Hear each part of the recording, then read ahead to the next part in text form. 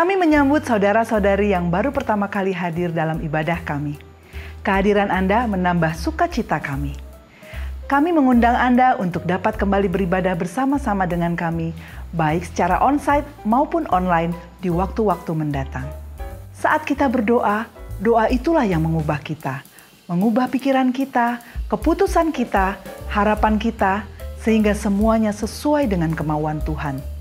Hadirilah pertemuan doa Deeper yang diadakan setiap hari Kamis pukul 7 malam melalui Zoom dan YouTube, maupun pertemuan doa pagi yang diadakan setiap hari Sabtu pukul 6 pagi melalui Zoom.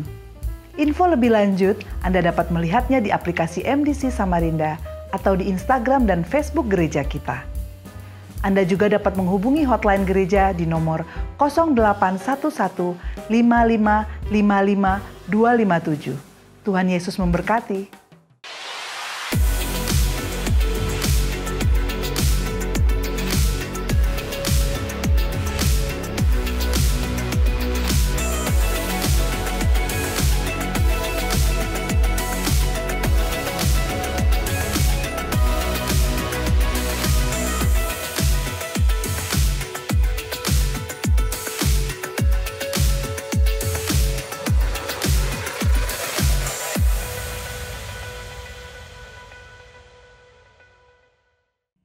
Salam jemaat Tuhan, mari sama-sama kita tinggikan nama Tuhan.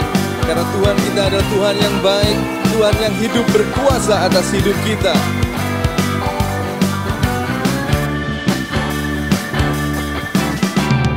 Tiada berkesudahan kasih setiamu Tuhan, selalu baru rahmat-Mu bagiku. Hari berganti hari, tetap kulihat kasih-Mu, tak pernah berakhir di hidupku. Tuhan Yesus baik, sungguh amat baik, untuk selama-lamanya. Tuhan Yesus baik, Tuhan Yesus baik, sungguh amat baik, untuk selama-lamanya. Tuhan Yesus baik.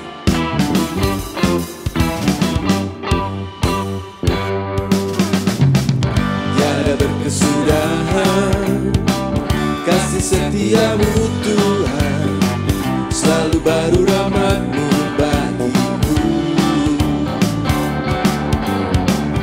Hari berganti hari, tetap kulihat kasih-Mu, tak pernah berakhir di hidupku. Tuhan Yesus baik, sungguh amat baik, untuk selama-lamanya. Tuhan Yesus baik, Tuhan Yesus baik, sungguh amat baik, untuk selama-lamanya. Tuhan Yesus baik. Tuhan Yesus baik atas kehidupan kita. Buat saudara di rumah, dimanapun saudara berada, bahwa Tuhan itu selalu baik. Yesus baik bagimu, Yesus baik bagiku, dulu, sekarang, dan selamanya. Dia sungguh baik. Yesus baik bagimu, Yesus baik bagiku, dulu, sekarang, dan selamanya. Dia sungguh baik. Tuhan Yesus baik, sungguh amat baik, untuk selama-lamanya. Tuhan Yesus baik, Tuhan Yesus baik, sungguh amat baik,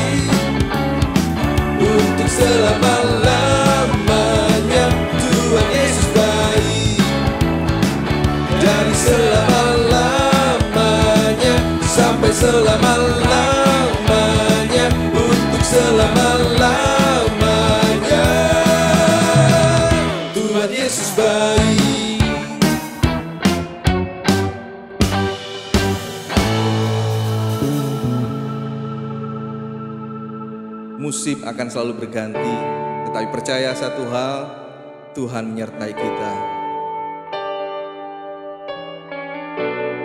Terima kasih Tuhan. Musim akan selalu berganti, kasih Tuhan tetap abadi, tak akan berubah sampai selamanya. Ku tetap percaya, ku yakin Tuhan memberkati, ku yakin Tuhan melindungi.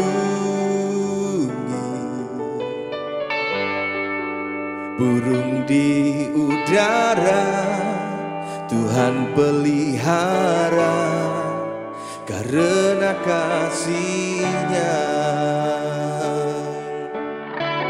Tuhan selalu menolongku, selalu menjagaku. Sehelai di rambutku tak akan terjatuh tanpa seizin-Mu. Tuhan selalu menolongku, selalu menjagaku. Ia mengenyangkanku dan peliharaku seumur hidupku. Ku yakin Tuhan memberkati, ku yakin Tuhan melindungi.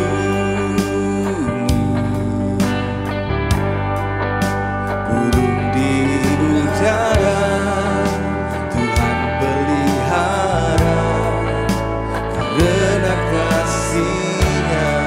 Tuhan selalu menolong kita, Tuhan selalu menolongku, selalu menjagaku. Sehelai di rambutku tak akan terjatuh tanpa seizin-Mu. Tuhan selalu menolongku, selalu menjagaku. Ia mengenyangkanku dan peliharaku seumur hidupku. Percaya satu hal yang pasti, Tuhan menyertai kita. Pertolongan Tuhan ada tepat pada waktunya. Percaya padamu Tuhan. Tuhan selalu menolongku, selalu menjagaku. Sehelai di rambutku tak akan terjatuh tanpa seizin-Mu. Tuhan selalu menolongku, selalu menjagaku. Dia mengenyangkanku dan peliharaku seumur hidupku.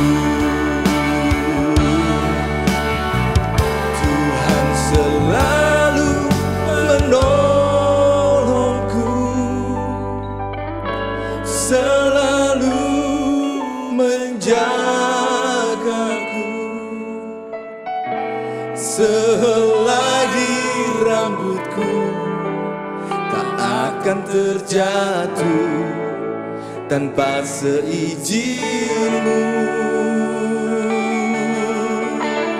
Tuhan selalu menolongku, selalu menjagaku. Ia mengenyangkanku dan peliharaku seumur hidupku. Pertolongan-Mu Tuhan, ku yakin. Pertolongan-Mu Tuhan, ku yakin.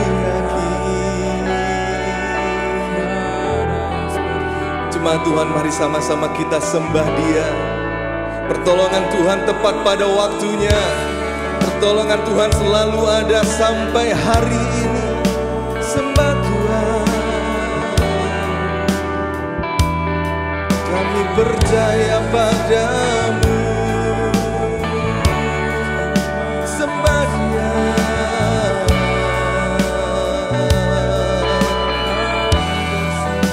Satu hal yang pasti, satu hal yang pasti, pengharapan di dalam-Mu Tuhan.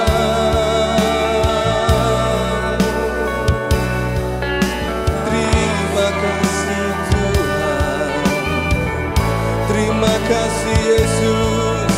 Angkat suaramu, sembah Dia, muliakan nama Dia.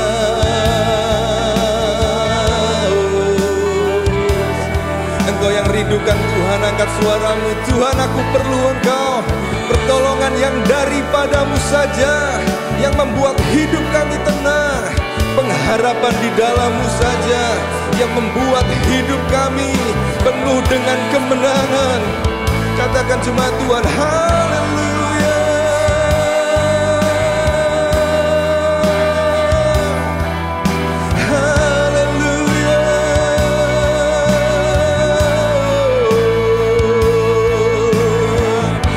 Berseru, katakan haleluya, haleluya, haleluya.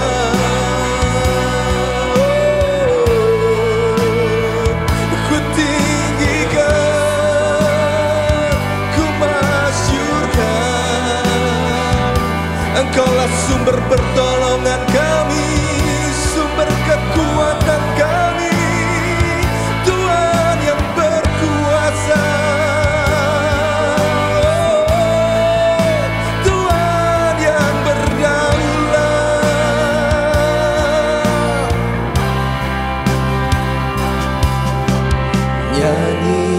Bersoraklah bagi Dia, puji dan hormat, kuasa bagi Raja.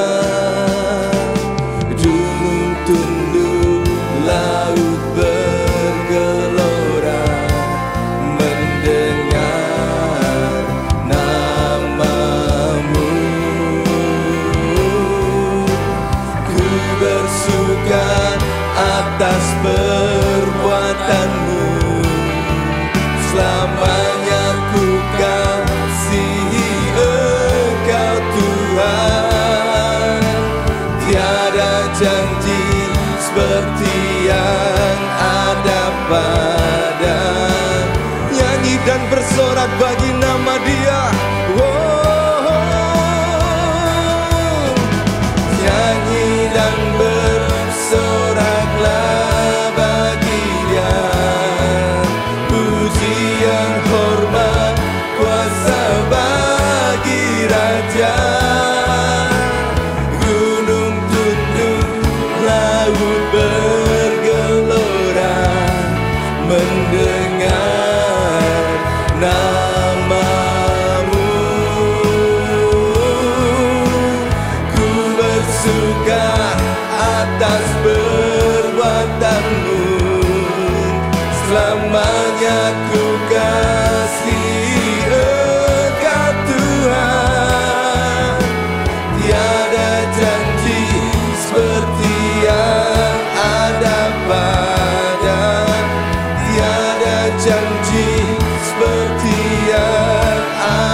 pada, tiada janji seperti yang ada padamu.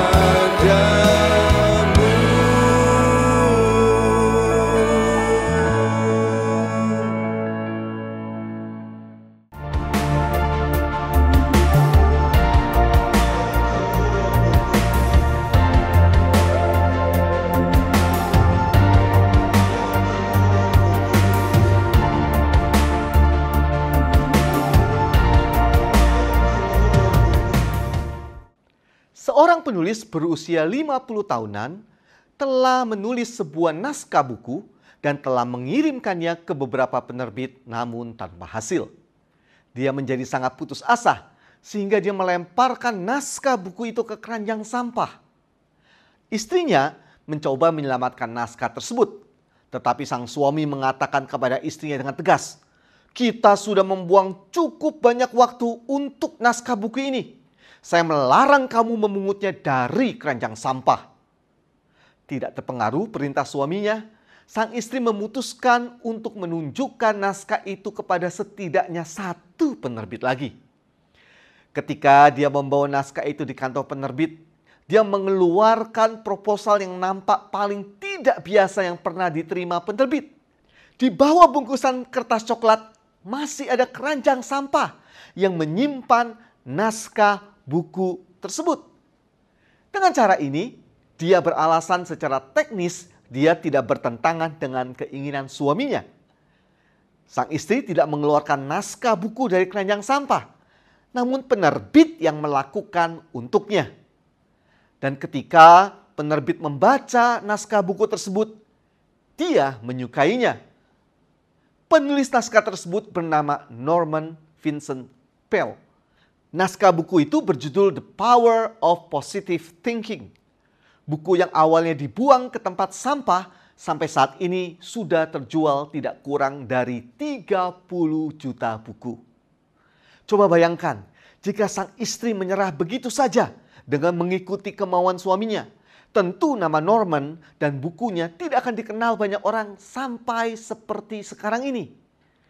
Memang untuk meraih keberhasilan tidaklah cukup hanya mengandalkan bakat maupun kepandaian semata, melainkan juga kegigihan. Kita tidak dapat menampik bahwa kita hidup di dunia yang menganggap bahwa kunci keberhasilan sangatlah tergantung dari bakat ataupun kepandaian seseorang. Karena itu, tidaklah mengherankan jika kita seringkali menyaksikan berbagai ajang pencari bakat, baik tingkat lokal, nasional, maupun internasional. Jika kita melihat ada seseorang yang melakukan hal-hal yang luar biasa dan tidak dapat dilakukan banyak orang, maka dengan mudahnya kita menyimpulkan bahwa itu semua karena bakat yang dimiliki oleh yang bersangkutan. Atau kalau dalam bahasa sehari-hari orang bilang, ya memang dari sononya sih dia hebat. Kita juga dapat melihat bahwa universitas-universitas yang ternama sangatlah selektif dalam memilih siapa yang akan menjadi mahasiswanya, yaitu mereka yang dianggap pandai ataupun berbakat. Demikian juga dengan perusahaan-perusahaan yang terkenal. Berusaha merekrut karyawan-karyawan yang dianggap paling pandai ataupun berbakat. Hal ini mengakibatkan banyak orang yang menutup mata terhadap faktor penentu lainnya di dalam meraih keberhasilan. Dengan kata lain, jika kita tidak dilahirkan dengan bakat ataupun kepandaian yang luar biasa, maka sangatlah kecil kemungkinan kita untuk dapat meraih keberhasilan. Hal inilah yang disanggah oleh Angela Duckworth dalam bukunya yang berjudul Grit atau Ketabahan.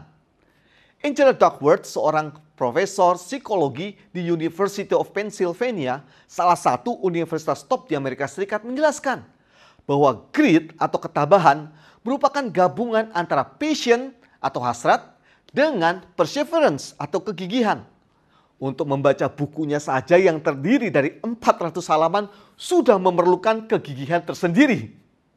Dalam bukunya tersebut, Angela menjelaskan bahwa beberapa penelitian telah membuktikan bahwa bakat dan kecerdasan belum tentu bisa menentukan kesuksesan seseorang. Di sisi yang lain, upaya yang gigih atau kerja keras dinilai 2 kali lebih penting dari sekadar bakat dan kepandaian. Kegigihan disinyalir mampu memprediksi apakah anggota militer yang baru diangkat akan sanggup lulus program pelatihan yang ketat. Melihat berapa lama seorang pegawai sales akan bertahan di pekerjaannya.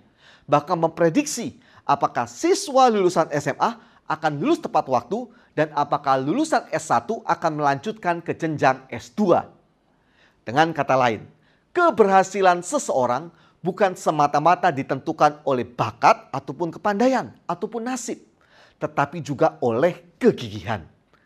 Oleh karena itu, bila semangat dan kegigihan kita semakin meningkat, maka pintu keberhasilan pun akan terbentang dengan semakin lebar di hadapan kita. Apakah Alkitab juga mengajarkan tentang kegigihan?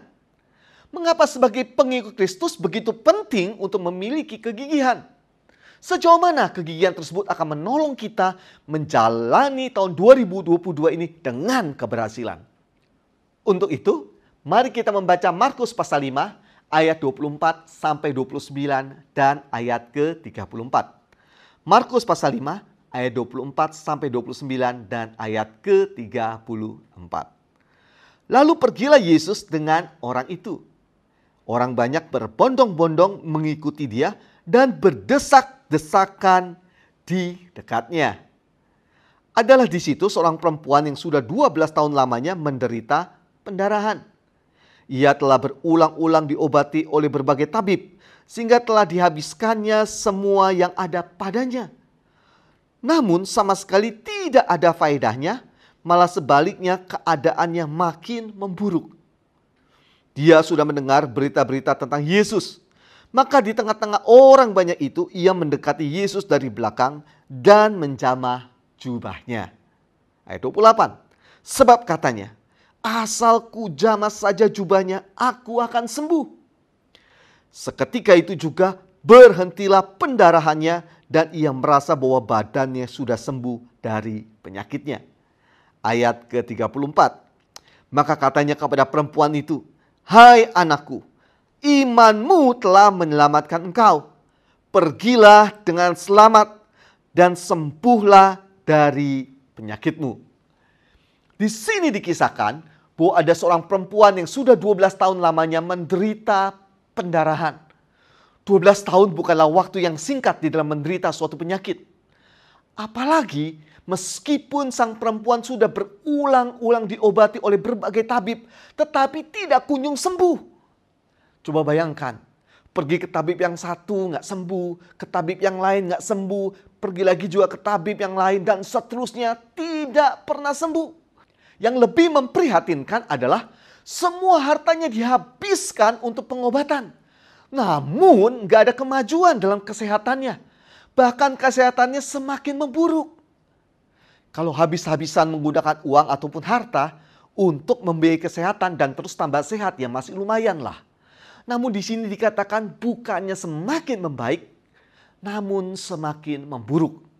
Selain itu, jika kita mengacu dengan kitab Imamat pasal 15 ayat 14 sampai 31, maka sang perempuan dianggap sebagai pribadi yang najis, sehingga dia harus diasingkan dari keluarganya dan dari masyarakat sekitar, serta tidak diizinkan untuk mengikuti berbagai perayaan dan ibadah.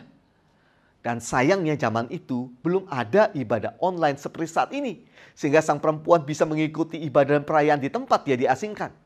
Dengan kata lain, sang perempuan bukan hanya menderita secara fisik, yaitu kesehatannya saja, tetapi juga secara keuangan, kejiwaan, sosial, dan rohani. Keadaan sang perempuan ini benar-benar sangat terpuruk. Tidaklah berlebihan jika kita bisa menyimpulkan bahwa sang perempuan ini nampaknya hidup tanpa masa depan yang penuh harapan. Apakah ada di antara saudara-saudari yang sedang mengikuti ibadah ini mungkin mengalami apa yang dialami sang perempuan ini?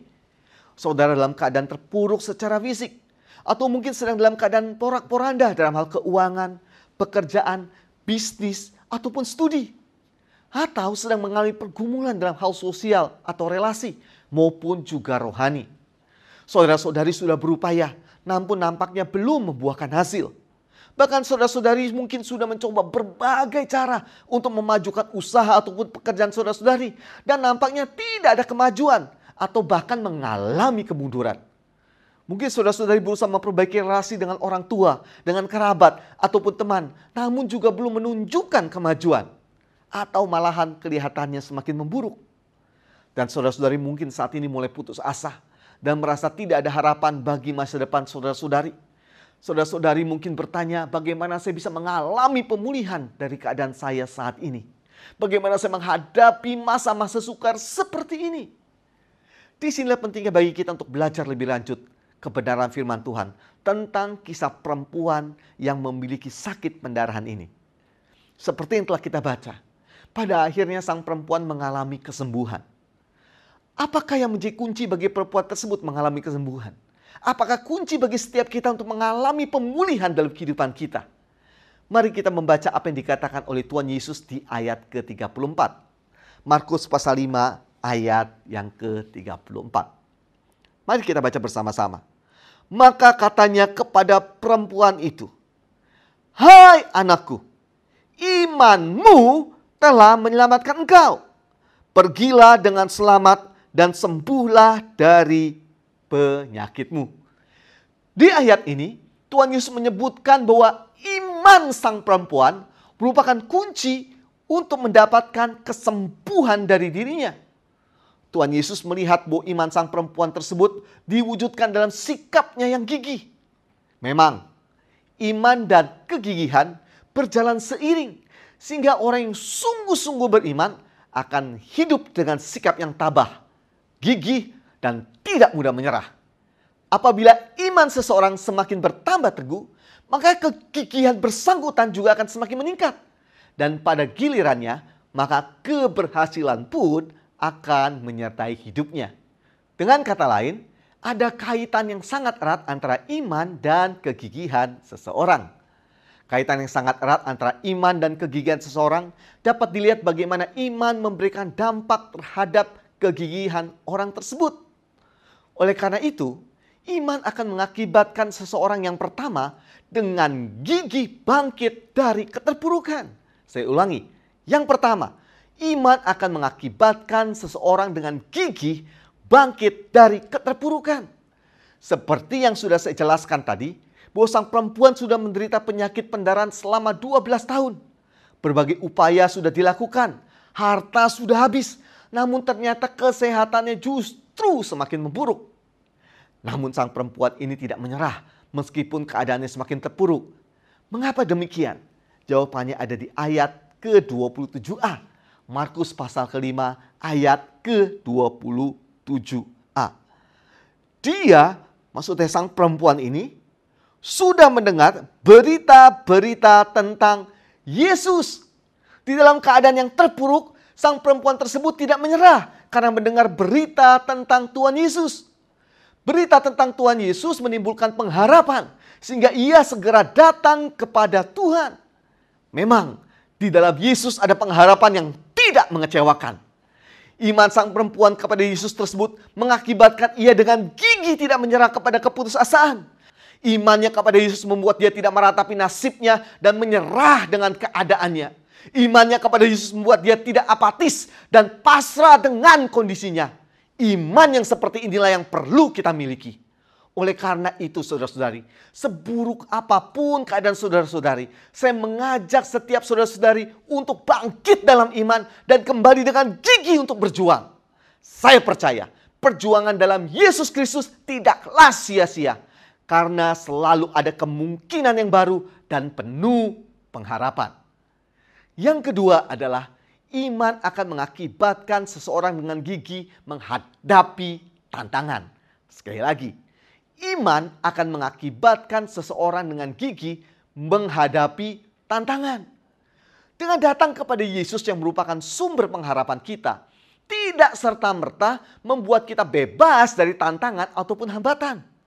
Hambatan seringkali kita hadapi untuk menguji iman kita, yaitu seberapa teguh iman kita untuk mendapatkan pertolongan Tuhan.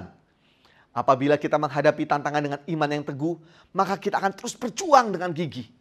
Kegigihan yang akan membuahkan keberhasilan. Kegigihan dalam iman tidaklah akan sia-sia, namun akan menolong kita meraih banyak hal. Hal inilah yang dapat kita lihat di dalam diri perempuan yang sakit pendarahan itu, yaitu dengan gigih terus berjuang untuk bertemu dengan Yesus meskipun menghadapi tantangan dan rintangan, yaitu berupa orang-orang yang berbondong-bondong dan berdesak-desakan seperti yang tertulis dalam Markus pasal 5 ayat ke-27 sebagai berikut. Markus pasal 5 ayat yang ke-27. Dia sudah mendengar berita-berita tentang Yesus. Maka di tengah-tengah orang banyak itu, ia mendekati Yesus dari belakang dan menjamah jubahnya. Jika kita melihat di ayat ke-24, maka dicatat bahwa orang banyak berbondong-bondong mengikuti Yesus. Dan mereka berdesak-desakan di dekatnya.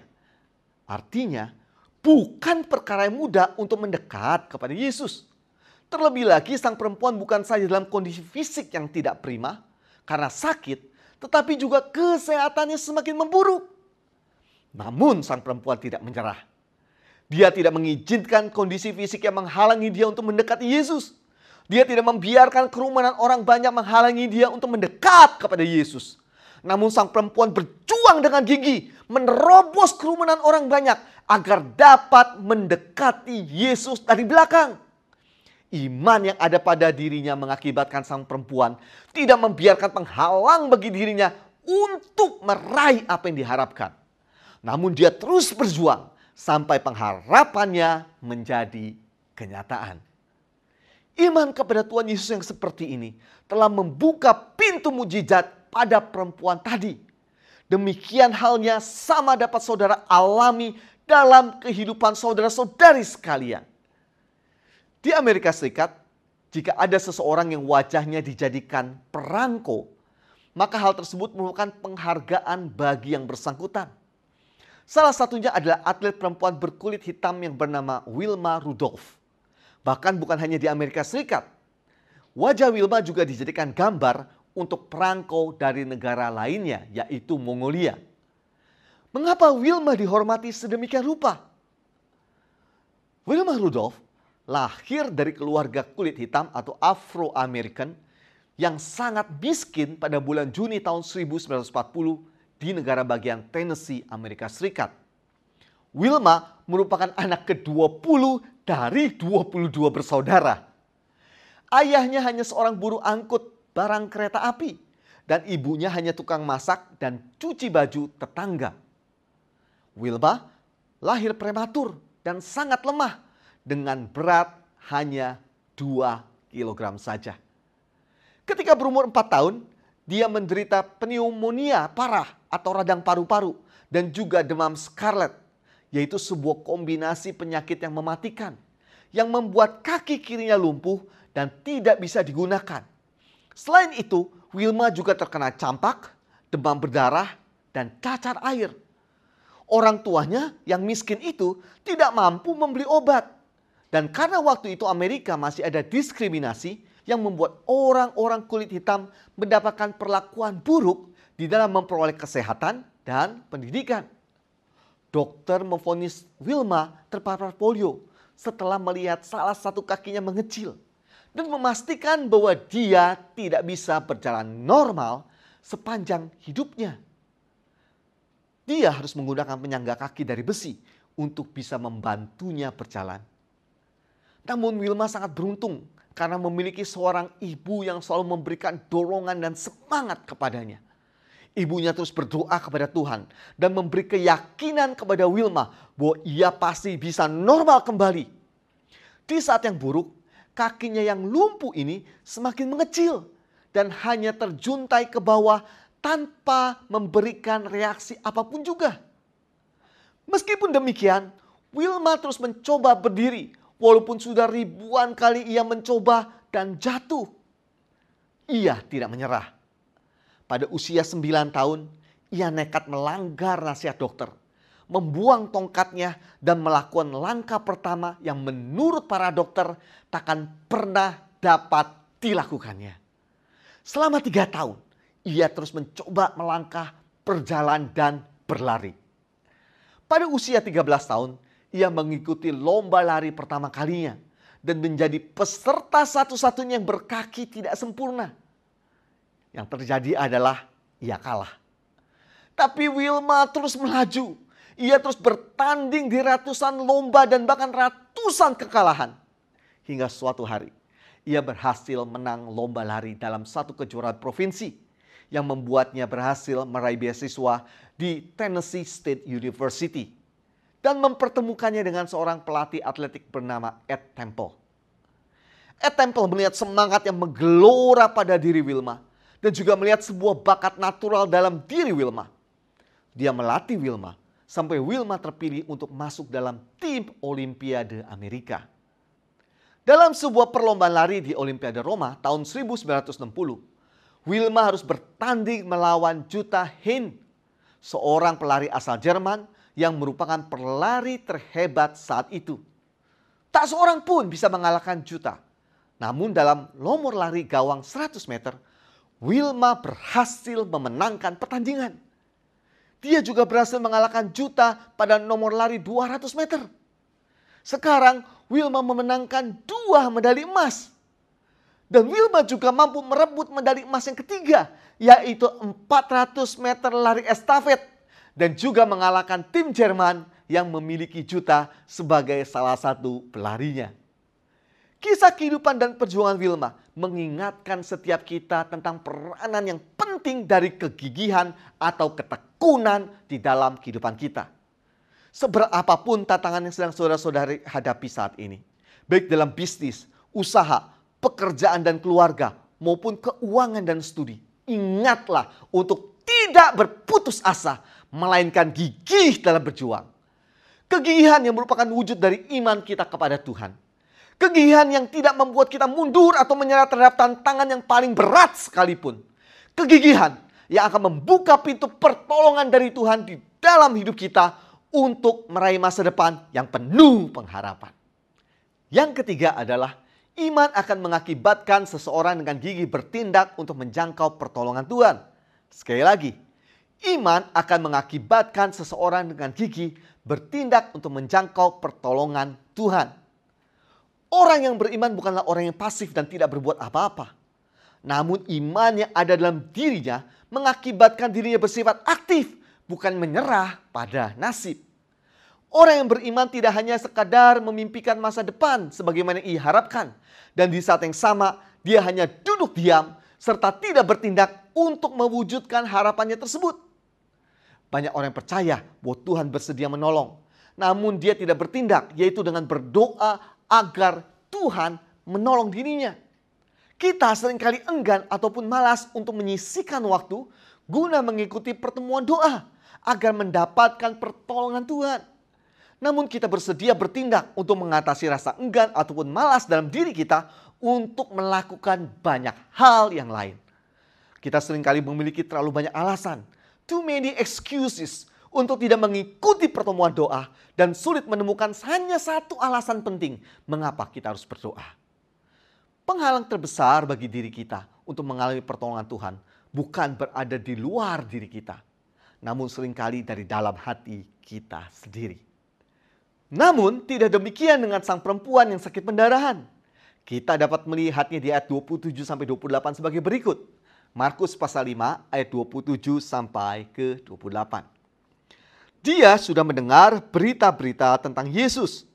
Maka di tengah-tengah orang banyak itu, ia mendekati Yesus dari belakang dan menjamah jubahnya. Sebab katanya, asal ku jamah saja jubahnya, aku akan sembuh. Kita dapat lihat di sini bahwa sang perempuan tidaklah bersikap pasif atau menunggu. Dia tidak berkata, ya kalau Tuhan mau ya Tuhan tolong saya. Kalau enggak ya udah. Atau kalau Tuhan mau tolong saya, Tuhan pasti datang mendekati saya. Ngapain susah-susah atau repot-repot saya mendekati Tuhan? Apalagi kondisi saya lagi kurang sehat dan tubuh saya lemah. Harus berdesak-desakan sama orang banyak. Belum lagi bagaimana kalau ada yang tahu saya sedang sakit pendarahan. Nanti tambah susah saya. Tidak. Perempuan itu tidak membuat alasan untuk tidak melakukan apa-apa. Namun sang perempuan di tengah orang-orang yang berdesak-desakan, ia datang mendekati Yesus dan dari belakang menjamah jubahnya. Mengapa perempuan tersebut bertindak demikian? Menjamah jubah Yesus dari belakang?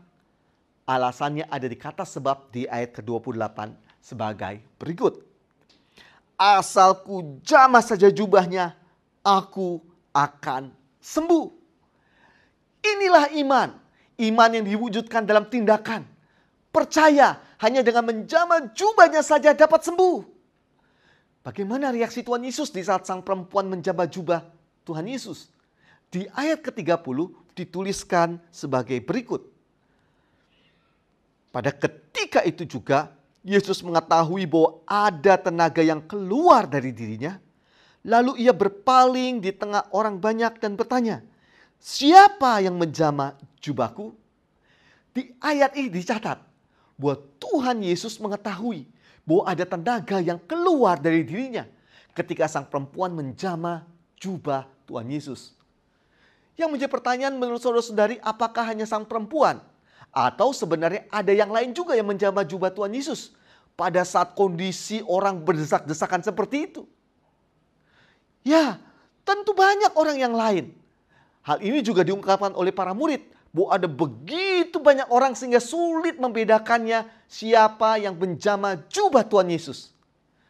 Tapi yang menjadi pertanyaan adalah, mengapa hanya ketika sang perempuan menjamah jubah Tuhan Yesus, Tuhan Yesus merasakan ada tenaga yang keluar? Apakah yang membedakan banyak orang yang menjamah jubah Tuhan Yesus dengan sang perempuan yang sakit pendarahan? Apakah karena cara pegang jubahnya? Atau apakah karena sang perempuan itu mendekati dari belakang? Bukan itu. Yang membedakan adalah apabila orang banyak yang berada di sekitar Yesus menjamah atau menyentuh diri Yesus secara kebetulan. Namun sang perempuan ini menjamah jubah Yesus dengan iman yang gigih.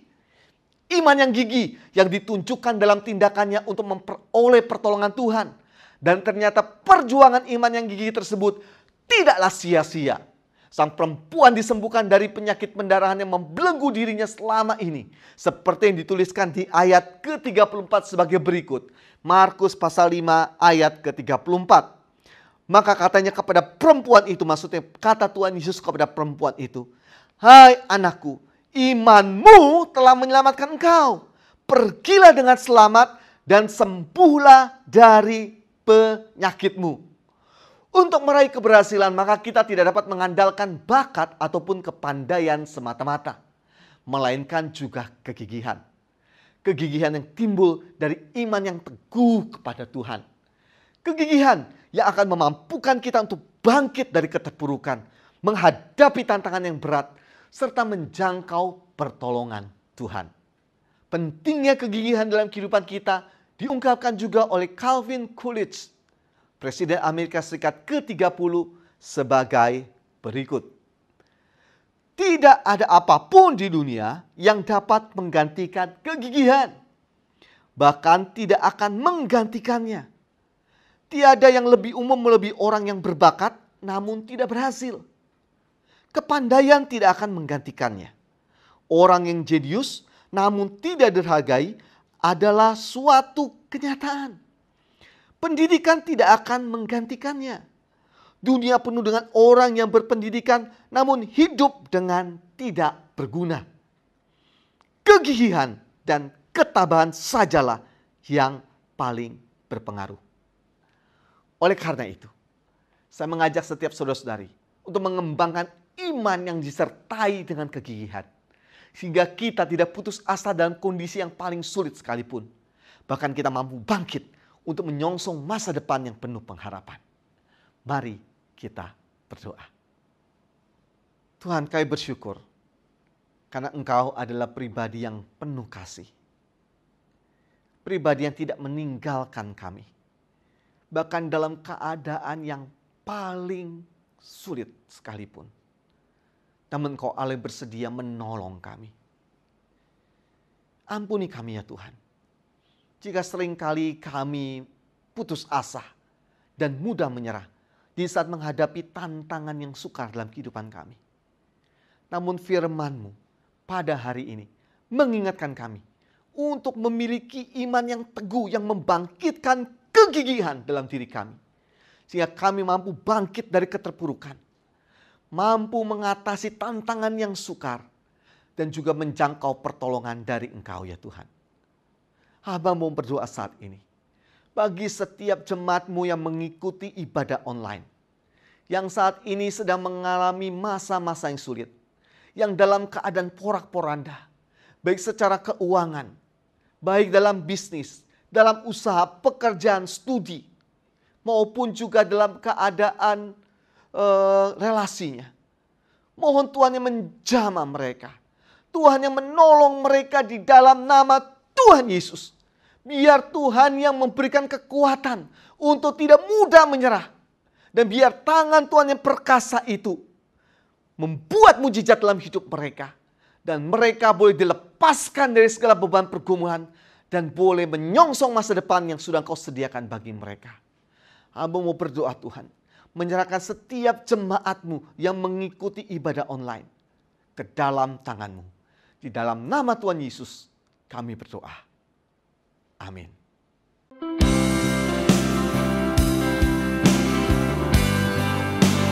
Ku nyanyi haleluya,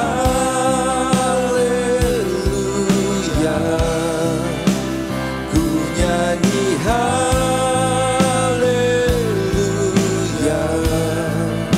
Sungguh Kau hebat, ajaib perkasa perbuatan-Mu.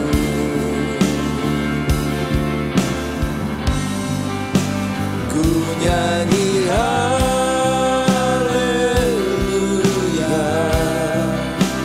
ku nyanyi haleluya.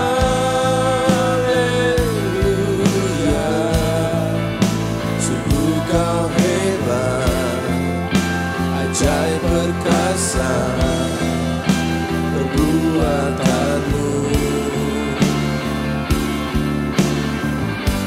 Di hidupku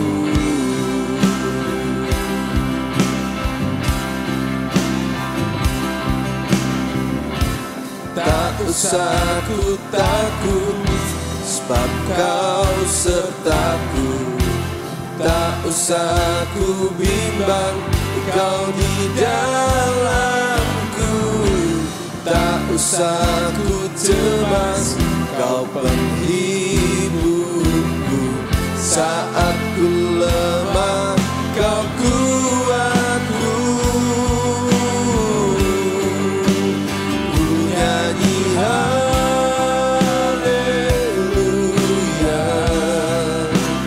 ku nyanyi haleluya. Sungguh Kau hebat, ajaib perkasa perbuatan-Mu.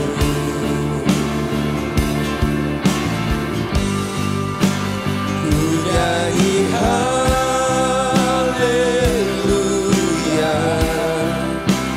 ku nyanyi haleluya. Sungguh Kau hebat, ajaib perkasa perbuatan-Mu. Di hidupku.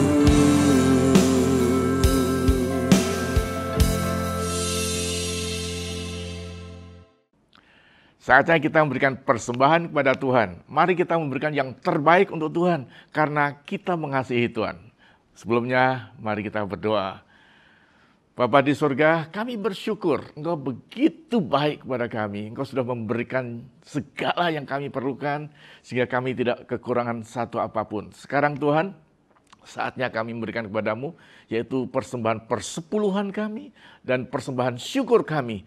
Dan untuk itu Bapa, kuduskanlah persembahan kami dan berkati setiap jemaat-Mu, setiap umat-Mu yang memberikan dengan sukacita. Dan Engkau akan memberikan kepada kami berkat-berkat surgawi. Terima kasih Bapa, di dalam nama Tuhan Yesus Kristus kami berdoa. Amin. Selamat memberi.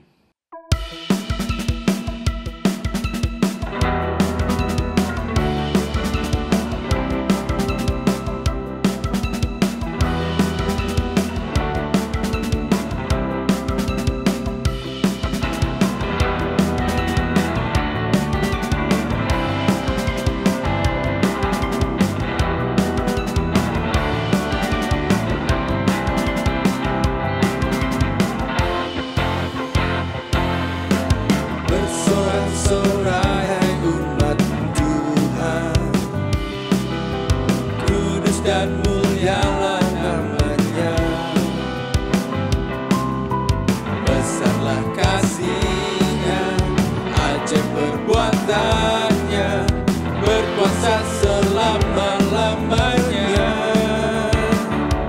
Bagi Dia yang memerintah, yang layak terima segala pujian. Bagi Dia yang bertahta, surga bumi sujud menyembah di hadapannya. Oh, bersorak-sorai hai umat Tuhan, kudus dan mulialah namanya.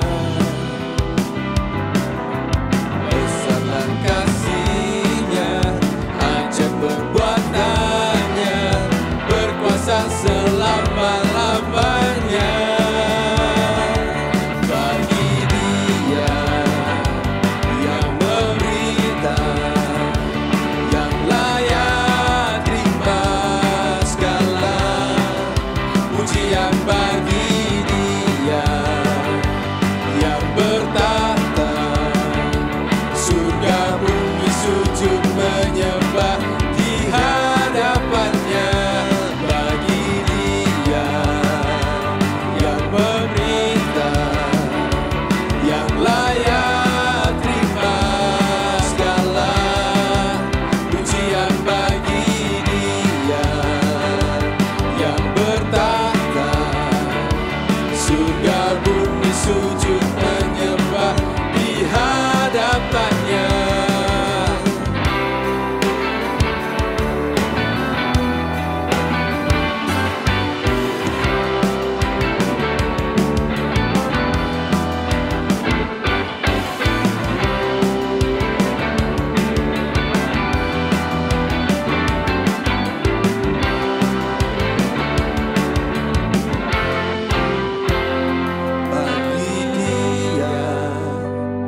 yang memerintah, yang layak terima segala pujian. Bagi Dia yang bertahta, surga bumi sujud menyembah di hadapannya.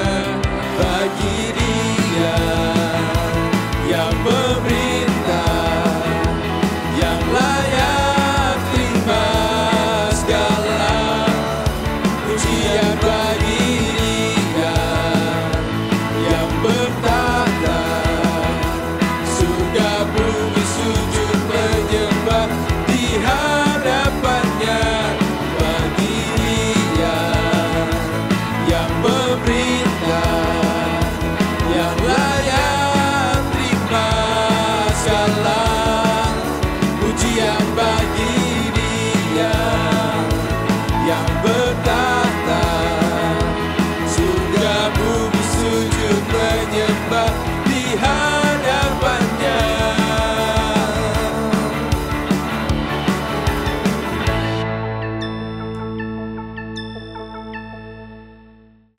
Kita akan mengakhiri ibadah kita yang luar biasa. Kita sudah diberkati melalui firman Tuhan dan kita sudah menaikkan pujian syukur pada Tuhan. Sekarang saatnya kita kembali melakukan aktivitas kami bersama Tuhan. Mari kita berdoa. Diberkatilah orang yang mengandalkan Tuhan. Diberkatilah orang yang berharap kepada Tuhan, sebab Tuhan akan memberikan segala yang dibutuhkan. Tuhan berkati pekerjaanmu, rumah tanggamu, dan kiranya Tuhan memberikan kita kekuatan untuk melakukan pekerjaan kita dengan campur tangan Tuhan. Dan kiranya berkat Allah Abraham, Ishak dan Yakub turun ke atas kami semua. Dan di dalam nama Bapa, Putra, dan Roh Kudus, yaitu dalam nama Tuhan Yesus Kristus. Amin. Selamat hari Minggu, Tuhan berkati.